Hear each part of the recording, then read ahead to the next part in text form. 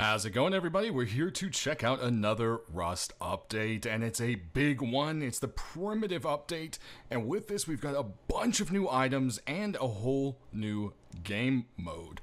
So we're going to start off real quick, cover the basics of the game mode, and then we're going to go over what little changes are here and there, and then we'll show you everything in game. So hey, let's get off onto it. So primitive game mode brings us to a distant future where knowledge of high-tech items has been lost, leaving the inhabitants of the island only to make basic items. So what does this mean? Well, the only allowed weapons are going to be melee, the bows, spear gun, Ioka, bean cannon, Molotov, flashlight attachment, and shields.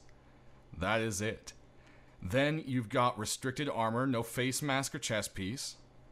Resources, there's less sulfur by 50%, and trees spawn 2 times more.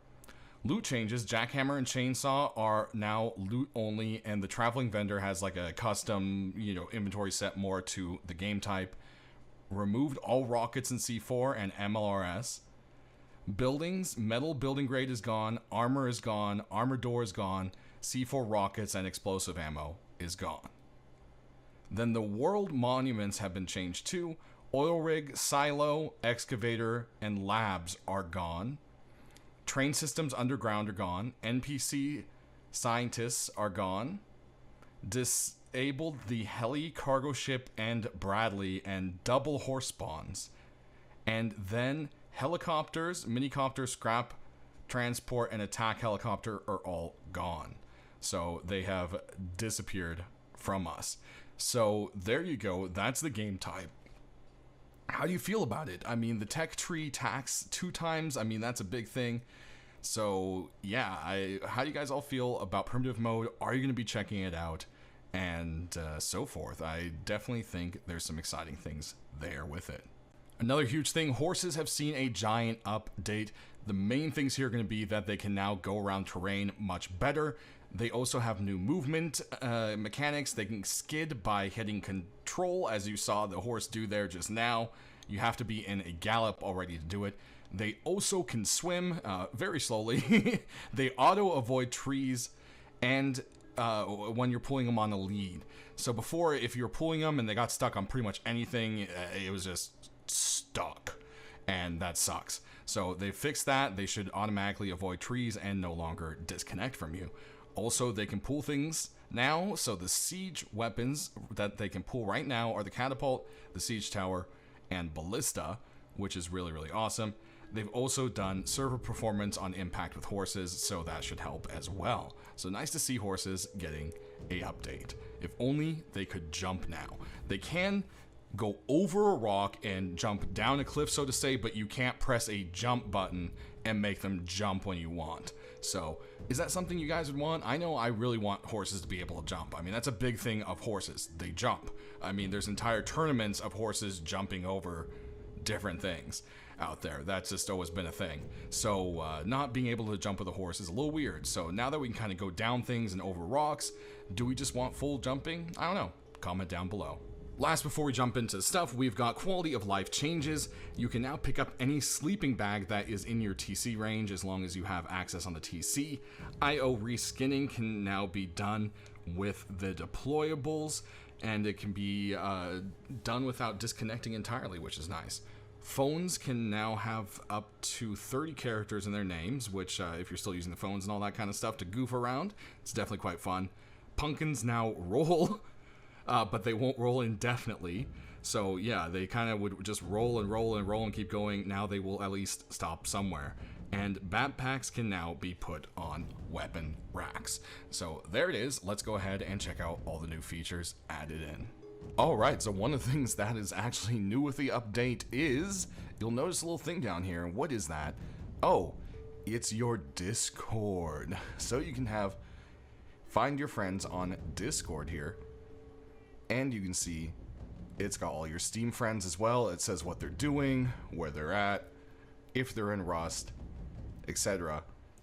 And if you go ahead and click this button, it will actually bring you to an option where you authorize Rust. And boom. Now everyone on Discord is also here. with all their Discord symbols. And you can see I have 126 different people on here. That's pretty crazy. So there it is, everybody. It's a simple feature. You do have the option to log out of Discord up here and only see your Steam friends if you wish, which is quite nice. But there you have that. A nice little addition just to have some more communication. Send some DMs to people, whatever you might want to do. Alright, so let's go ahead and take a look at our new items. Starting off, we're going to start with the Mini-Crossbow. So we have a whole new weapon. It's got a damage of 50, accuracy of 3, recoil of 9, fire rate of 60, range of 13, and it has 2 slots. It has a slot for sights and a slot for underbarrel, but it only accepts the laser sight and flashlight. It doesn't obviously accept some of the other mods. That wouldn't make sense. So these are all the mods you can use on it. It can use any kind of arrows. We're just going to use some basic arrows. And as you can see here, it's got this really awesome handmade model that just looks so cool. I love how it has like the hook that goes past onto your arm there for stability. And then you have just rust and duct tape and everything. So reloading, you flip that back, and you got to do it 4 separate times, of course, once for each arrow. It's definitely a lot faster than it used to be. And now we're loaded.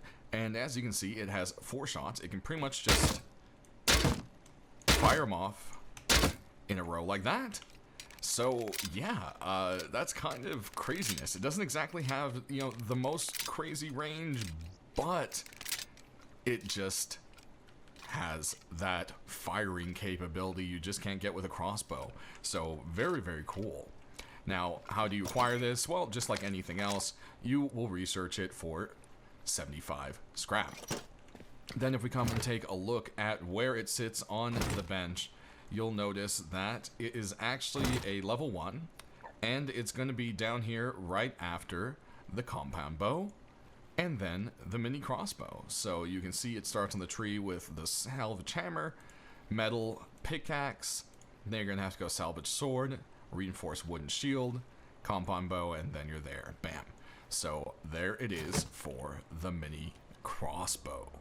So, in addition to that, we also have shields. This is something that a lot of people have been asking for in Rust for a long time, and boom, they're finally here. And, well, with this, you've got 3 different shields. You've got the wooden shield, which is going to be 65% protection. Then you've got 75% with the reinforced and 95% with the metal shield. And then, as you'll see down here, these are all the shield compatible tools and weapons. So for tools, you've got both of the stone tools are going to be fine, and then when it comes to metal tools or higher, it's only going to be hatchets. You can't, you know, use the pickaxe or jackhammer or chainsaw with only one hand. Then when it comes to weapons, you've got all the melee stuff, including up to spears. And then we have the new mini crossbow actually works with the shield, so we'll actually have that one here, I think, with it. And then you got nail gun, all of the pistols, and the flamethrower. I know, right? And you'll notice they all have this new little thing that says shield compatible. So if it's something that isn't, it won't have that marker, so that's a nice, easy way for you to tell. So, with our shields, they're going to equip, and they equip into your backpack slot. So as you can see, boom, there it is. And now that we pull out a weapon, our shield will be sitting in the offhand slot. And when you go ahead and right click, you'll see that it pops up the shield, but you'll see that there's also a stamina bar. So you can see it's filling back up now. It will kind of put up against the blue there. And you'll see once your stamina runs out, then the shield kind of can't be popped up. Now you can still kind of like quickly pop it up real quick, but you'll see it just drains stamina again. You kind of get this funky bloop, bloop, bloop, bloop, bloop, bloop kind of thing going on. So that's how that goes there. Now if you want to look protection wise, you can see the shield, you know, it covers a good amount of space, but not too much. Looks like it's made out of old fence posts. Has a very nice kind of little rusty design to it. And you can kind of see through some of the cracks there, but not the best visibility with it. Now if we go ahead and equip the reinforced shield, you'll see now that you have less visibility, but it covers a lot more. It looks more beefy. It has some metal on it. If we go ahead and take a look, you'll see it definitely looks like it covers more physically, and it just looks like it's put together better. Then, of course, last but not least, we have the metal shield, which, boom, actually has view holes for you, which is quite nice, and is just made of this really nice reinforced metal.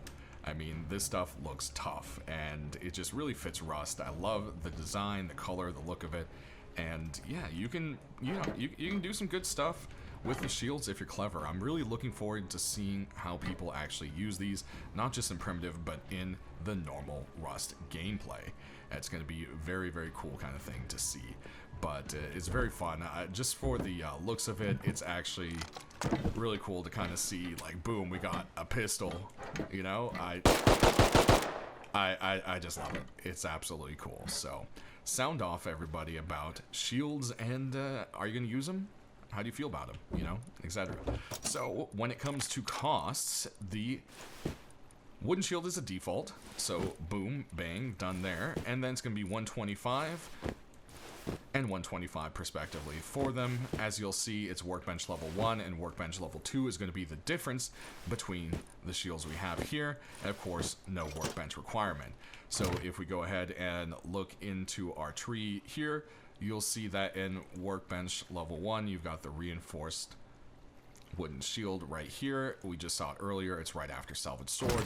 And then if we come into level 2, you'll see that you do salvage tools, and then boom, shield is right there before shotgun shell. So that's where they kind of fit here on the tree. So if we go into our inventory and we go ahead and take a look at them, they're going to be under clothing actually, because they're considered an armor, and they sit in the back slot. The default wooden shield is going to be 250 wood, 20 cloth. Then you're looking at 1 road sign, 10 cloth, and 200 wood, and workbench 1. And then over here you're looking at 350 metal frags, 10 leather, 50 cloth, and a workbench level 2 for the metal shield. So that does it pretty much for the shields and so forth. And we can actually come over here and check out another thing that we have. If we go ahead and take a look, see here, you'll see that every bow can now go into a turret. So we're going to go ahead and power on just the regular bow with regular ammo. And we're going to go ahead and spawn NPC player test, I believe is... Yep. Ooh. Ouch.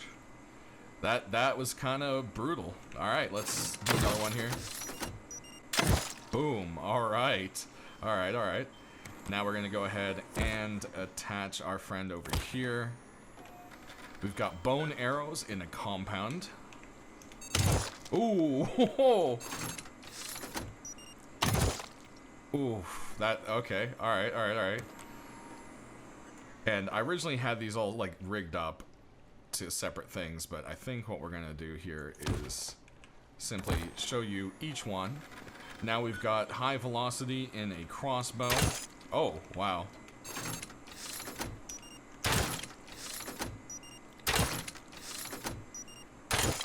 Oof.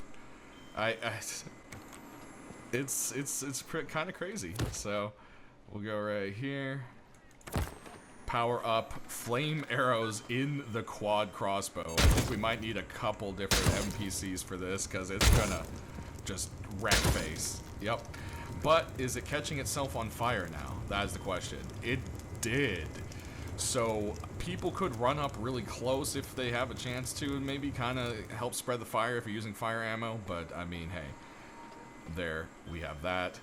You now have arrow turrets. So very nice for Prim, because, you know, and there you don't have more guns. There's only a couple, so it'd be nice for this. But early on, hey, you could throw some in there, and I mean, they do some damage. So how do you guys feel about the bow turrets? Alright, so we've got the medieval DLC, and we'll be covering, of course, this in the skin video, but yeah, I just wanted to show it to you. You've got the road sign armor, which is just amazing looking. It's all rusty, it's got some, you know, physics and movement on it. Love all the little pieces all just put together for it. And then as you can see, we've got this amazing AK strap to the back, which also comes with this pack. Then we have 2 doors. You've got the medieval sheet metal double door and single door. And I love the spikes. I mean, this just looks so cool. Can't wait to see people design some rusty castles with these. Then in addition, you have a barricade, which is quite cool looking, and a large box skin. Now, none of these are really any new item except for the barricade. We're going to go into crafting here, and you do need to know the wooden barricade before you can craft it.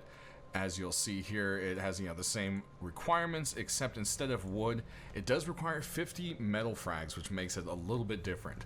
So that's the one thing where it has a bit of a difference. If you look between these, you've got 300 wood, 50 metal frags, and there's no rope. So it's kind of the difference right there. No rope. I don't know if you guys feel like that's going to be a huge difference or not. But there it is. It has a nice like telephone pole kind of thing going on. And yeah, it's really just fun looking barricade. They did a really good job on the design. And then lastly, we do have the AK, as you can see here. And man, this whole thing is just goldened up. It has this crazy stock and like a square grip in the front and all these gems and everything all along it. The whole thing is just really, really crazy looking. Definitely very fun.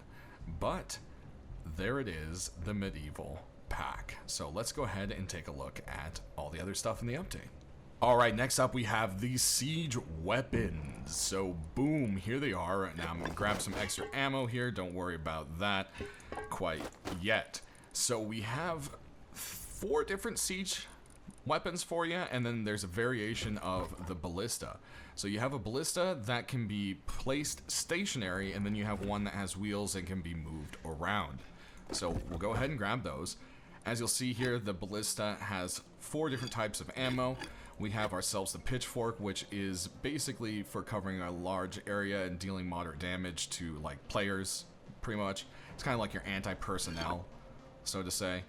Then over here you've got yourselves the piercer, and this one is for penetrating armored vehicles. So this is going to be like anti-other siege weapons or anti-cars, vehicles, or whatever. Maybe you can snipe a scrap heli.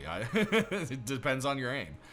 Then over here, the incendiary bolt is going to be next, which is for pretty much just igniting things. And last but not least, the hammerhead bolt, which is for knocking down doors. So yeah, there's that. Researching this sucker is going to be 500 each, so you're looking out about 1,000 to learn them. And you do have to learn them both separately because they are 2 different separate actual things. Then if we go ahead and take a look at where our siege weapons pop up, and they're going to be all the way down here on level 2 after the python. You've got the battering ram, then you've got the ballista, then you've got the mounted ballista and the catapult, and then their ammos, sorry, come off here, except you have the propane explosion all the way down here after smoke grenade going on for that. So with that said there, the siege tower is also only a level 1, and you're going to find it all the way over here after you've learned high external wooden gate. So that's the only one that is different from the rest. It is actually only a level 1. So before we go ahead and get more into it, let's look at the crafting of the ballista. It's going to be under here in weapons. The basic ballista is, like I said, workbench 2, 250 metal frags, 1 gear, and 2 sheet metal. If you want the moving version, you are looking at an upgrade of 2 gears and 2 sheet metal. But you'll also notice that it says, hey, there's an additional 750 wood needed here. And you'll see the same thing pops up for the other siege weapons, all except for the regular ballista. And that's because this is a done and finished items. The rest require constructing. So we're going to show you how that kind of works.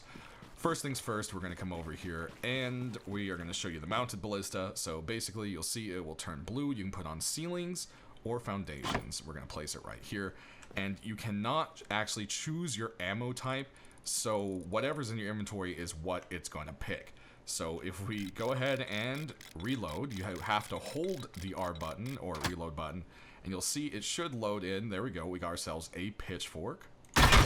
So bam, there goes the pitchfork, and you'll see it actually lodges itself right into the wall, and you can pick them back up and get some extra use out of them, which is fun. Then we should be able to load up the next type of ammo here. And, oh, that's a hammer bolt. That is not what we want. So, let's see. Oh, here we go. Yep, holding R is letting us switch. Never mind. There we go. So we can switch to piercer. And it didn't actually use to do that. So now we have a piercer in here. And bang. That thing, it makes a pretty good hit, but we're really going to have to show you it against another, like, let's say, siege weapon. So for that, we're going to actually kind of save it and hold off on, but just so you can kind of get the idea of what it looks like. So you have to actually load something in, then you can hold R. See, that is the catch right there. So now we're going to switch it to incendiary bolt. Boom, and as you can see, it starts a nice little fire. We can go ahead and reload it again. And this time we're going to switch to hammerhead bolt, but since these are for doors, we kind of need a door to hit, right? So we're going to go ahead and put a door there. And let's go ahead and see. I think we'll do a sheet metal door, right? That should make sense. It's kind of like the standard. So, boom, sheet metal door. Pop into here. Switch this on over to a hammerhead bolt. And boom, first hit. Let's see. Okay, it did about 20 damage. So it looks like it may take a little while to get through here.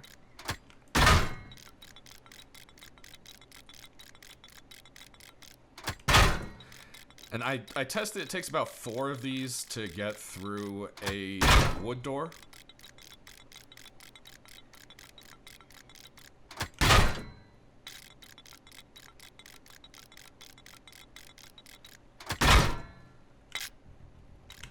Oh.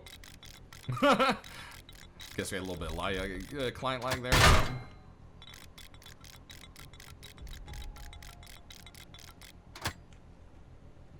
Oh, we're not using hammer bolts anymore. Whoops. Did we run out? We ran out. Okay. We can give ourselves a little bit more here. I think that shouldn't be a problem.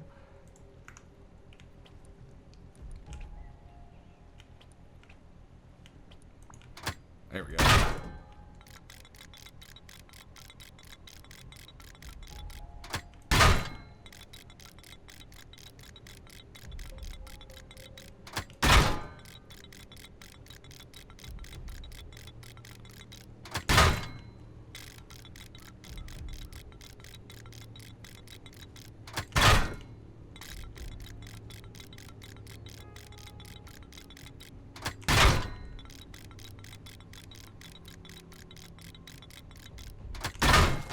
And there we go. So it takes about 4 stacks to get through. They stack in 4, so there you go. 16, and boom, we busted through the door. It kind of seems like a lot. They are, you know, a little more on the expensive side there, so, you know, it just depends how you feel about it. But let's go ahead and show the alternate. As you can see, it needs that 750 wood. Otherwise, it's just a pile of junk. You're going to schwack it with your hammer. And now you have a movable ballista, and you can push it around. Depending whatever angle you push from is the direction it's going to go. So you can completely move it around, and then, well, it works just like the other ballista. So nothing too big of a difference right there. Then if we go ahead and take a look at the ammo themselves, we can take a look at the prices of them all. You're going to see the pitchfork is going to be 200 wood and 50 metal frags, which isn't too bad. Hammerhead bolt is 5 high qual and 75 metal frags, so I mean, do you guys feel that's okay for raiding doors? I don't know. Then we got same for the piercer bolt, and then the incendiary is going to be 50 metal frags, 10 10 cloth, and 20 low grade, of course, for starting the fire there. So there it is, everybody. the Ballista. So let's go ahead and cruise on over and look at our next machine here. And I think we're going to actually skip to the Battering Ram. You're going to need some low-grade fuel, and you're going to need a hammer and some materials to repair it. Just like the others, it's going to cost you 500 metal frags. We already saw where it sits on the tree. So for crafting, we'll take a look at it. It's going to be 500 wood, 4 sheet metal, a tarp, and 100 high qual. Then, to construct it, you'll need another 1,000 wood and 500 metal frags. When you deploy it, you can press R, of course, to rotate whatever direction you want it facing. You probably want it facing, you know, obviously up against the wall you're going to be sieging, but, you know, it all depends on TC coverage and all that. So, we're going to go ahead and put it here. As you can see, it needs to be built. And boom. There it is. As you can see, it has a scoop, and this scoop has its own separate 200 HP, and you're going to have to keep this thing alive in between. So you can either have someone repairing it as it's going, or you can stop and repair like I'm going to have to do. As you can see, you can hold fuel right here. And it also has itself a little door. This door does not seem to be lockable or anything like that. Now, I mean, technically, you could drive something up in here. You could fill it with all sorts of people, whatever you want to do, you know. There's a lot you can kind of do with that piece, but you can't secure it to be safe to you. To use it, you're going to have to sit up in here. Press W to start it. You want to drive as close up against something as you can, and then you'll see your button right here. And bam.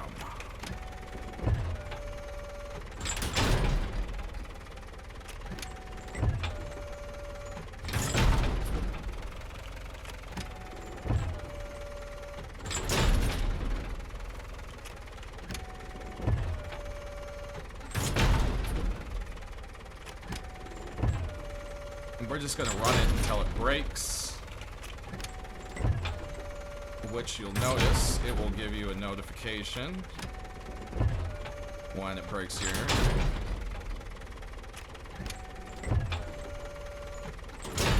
Yep, there it's orange and you see it hangs and it is now smoking. So we'll jump out. You do require high quality metal to repair it. You can jump back in, start her back up, and boom, we are through. Now you can move this thing around. It does taxi around. WSADR. What moves this thing? So yeah, I mean, you can completely drive it however you may want. And move it to wherever you feel like. So, there it is. Now, I did say we were going to show off the piercing bolt. So let's go ahead and turn. We're going to face this thing. And let's go ahead and reload. And let's change that to a piercer. And boom. Remember, this thing had full health, and we hit it, and it did about, you know, looks what, 85 damage? So, hey, there you go. Almost 100 damage to the vehicle right there. So that's how the piercer bolts will work. So, next we've got ourselves a siege tower to show you. Like I said, this one is actually only on workbench level 1. So we're going to grab our little siege tower here, and then if we take a look at it, it's going to cost you 500 wood, 250 metal frags, and a gear, plus another 1,000 wood. So think of it as 1,500 wood. So we're going to go ahead and cruise on over here, and we're going to put it like halfway between a gate and a wall so we can kind of show both. And let's build her up. And one thing you'll notice, this does have a door, so you can actually go ahead and get yourself a code lock and a door, and you can pop it on. You might want to do this before you're in building privilege, but that will keep it safe from anyone being able to get into it. It can also be pulled different directions, so you can move it around, and you can push it as normal. So once we jump up on in here, you've got to climb a ladder, and you'll come to your first little siege drawbridge. And you'll notice it doesn't really help you with much, but you can kind of shoot down at people, etc. But if we go on up to our next level, you'll notice that we are now above the high external wall, but equal with the gate. So that isn't quite, you know, perfect yet. Let's go up one more floor. And boom, walk right onto a high external wall.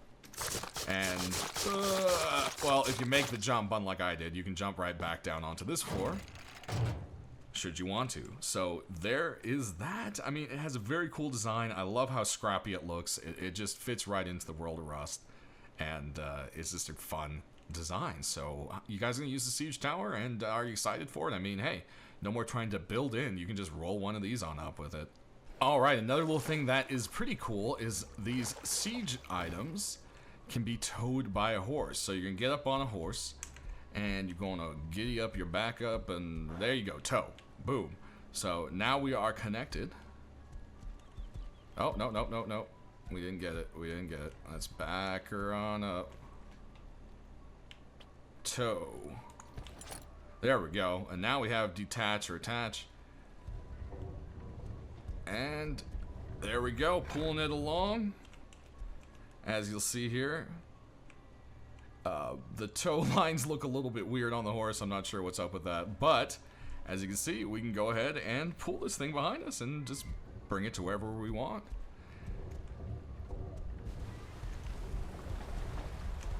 You can get some speed going, depending on your horse's stability.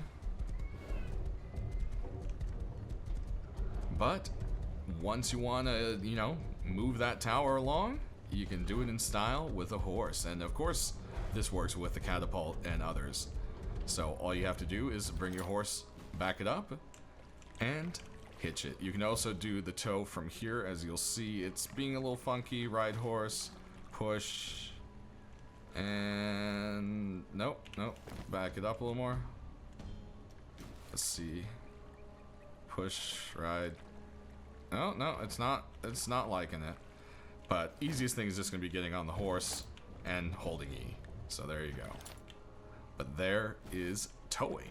So next we'll go ahead and check out the last siege weapon, which is going to be the Catapult. And the Catapult has some pretty good range to it.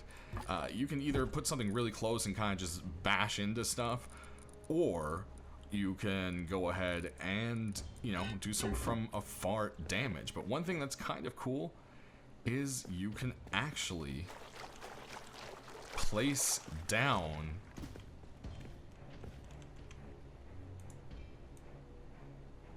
the ammo. So we can do a little something like this here. And you can't stack them anymore, you were able to before.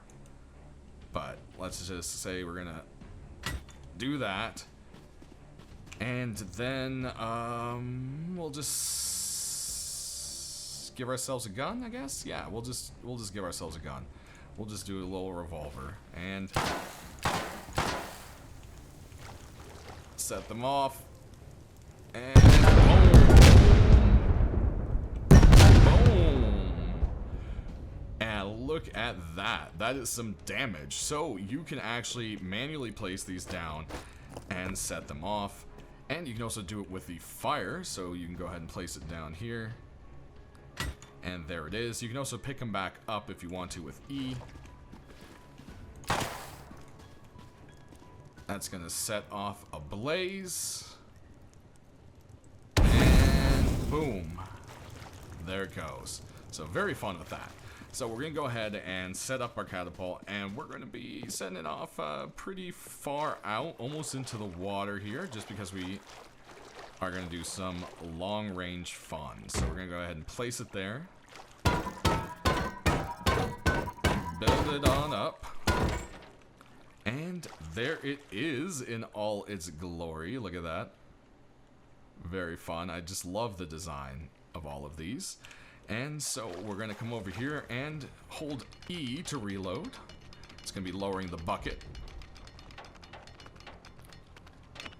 Then you can go ahead and load it up with ammo. So we're going to go ahead and put in a single stone, and let's fire on our wall. Boom, there we hit it. And the stone doesn't really do a whole lot of anything, as you'll see. It's more like anti-personnel, I would say. So that's kind of what you want to kind of keep it for. So, oops, we moved it forward there. Gonna head and reload it, shoot off a fire round for us.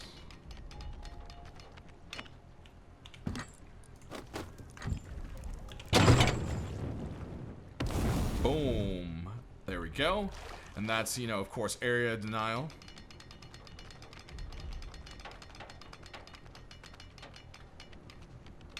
And then let's do the big boom. Kapow! And it spreads quite a bit. We should have probably splash damage all the way, yep, all the way out to here, and all the way down to here. So that's quite a bit of splash damage. I mean, it's pretty crazy. Now, there is one last, fourth kind of secret ammo type, I would say. So we're going to reload it and show you it. And you're going to hold E and mount and fire! I went clear over the wall. That is crazy. Yeah, you're not going to survive that, of course. I was in God mode there, but very, very fun. Definitely enjoy all of that. So let's look lastly at the crafting here, and did we show the crafting of the siege tower? Yes, we did. So we really just have to go the catapult. It's going to be workbench level 2, like we mentioned earlier. 500 wood, 20 high qual, 2 ropes, 2 gears, and then additional 15. A total of 1,500 wood and 250 metal frags, as you know, if you put it all together there.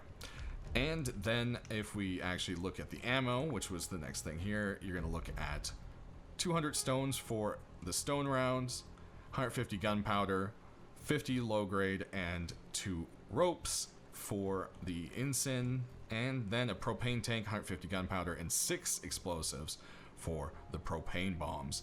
You'll see the crafting times. There's 10 seconds for one, 10 seconds for one, 10 seconds for one. So they all kind of craft in that time frame. But that does it, everybody. So there's so many things that are added in this update. Changes to the game. The meta is going to change. I can't wait to see what people do with all this stuff, especially early on. So sound off down in the comment section below what you guys are doing. You're going to be checking out Prim mode, or are you going to just be checking this new stuff out in regular Rust? I'd love to hear from you. Thanks for watching, everybody. Enjoy the fresh wipe, and stay rusty.